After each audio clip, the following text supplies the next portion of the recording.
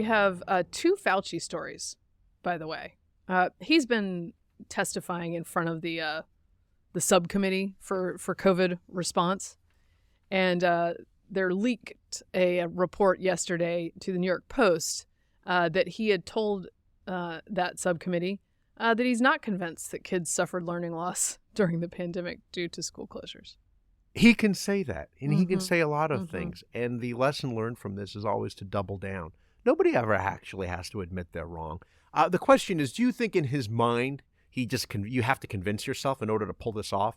Like, oh, no, everyone's back in school. I think the grades are a little bit low. This is the beauty of a Fauci or frankly a Trump. Like if your compass and if your sort of id is the science, or in Trump's case, like is what's good for America, if that's what you believe, then you can just sort of change your mind and the truth changes with it. Right? Yeah. So what Fauci, I think all along we've seen that what Fauci declares at any given moment is the science in his mind. And I think, this one is the one that everyone has conceded. Yeah. About schools. Even Randy Weingarten. Yes. She just blames Republicans. Yeah, no, blame someone else. But she knows. They know it's real. Yeah, and he's not even willing to go there. Well. Audacity. Nobody should ever listen to this person again. The other thing he noted in that subcommittee is that, by the way, the 6 feet thing was just kind of came out of nowhere. It wasn't really scientific. You mean standing in lines? How about going in one direction in the supermarket? Yeah.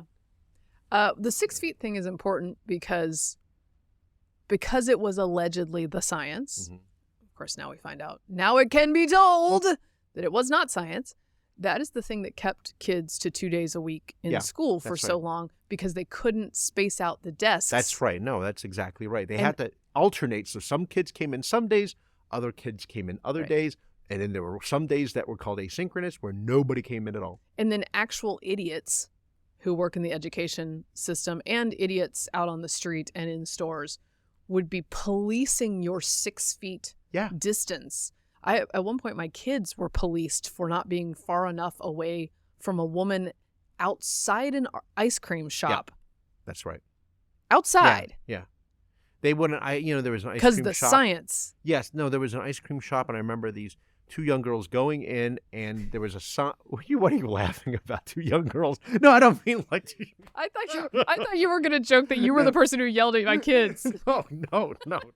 I happened to be going to get ice cream with the kids, but but there were these young girls who walked in, but they didn't have masks. Yeah. And some they said you got it. They turned around and they tried to do put their shirt up covering their faces. And the person's like, nope, that doesn't work. No. It doesn't. Yeah, and neither did the mask. So sigh. Can I add one more debate thought? I forgot about this one. Sure. An NBC reporter, Ali Vitali, noted that when DeSantis said that conservatism or the Republican Party should be about bright colors, not pale pastels. Yes, and everybody flipped out. Alleged that was a sexist attack, perhaps, on Nikki Haley. That is a reference to a Reagan speech, a very, very famous from '76 Reagan speech that anyone right of center basically is familiar with. So no, that was not a sexist attack. Okay, back to the other news. I made a reference in the Weekend Beacon newsletter, which you should all sign up for. I made a Claudine Gay reference about her leaving, and I said, I think in a resignation letter she says, old college presidents never die; they just fade into the faculty. And I don't know how many people would get that now. I mean, people our age and maybe older do, but do young people know the MacArthur thing? I don't know. Yeah. Do young people know usually ends with? Yeah, no. The answer is no. Okay.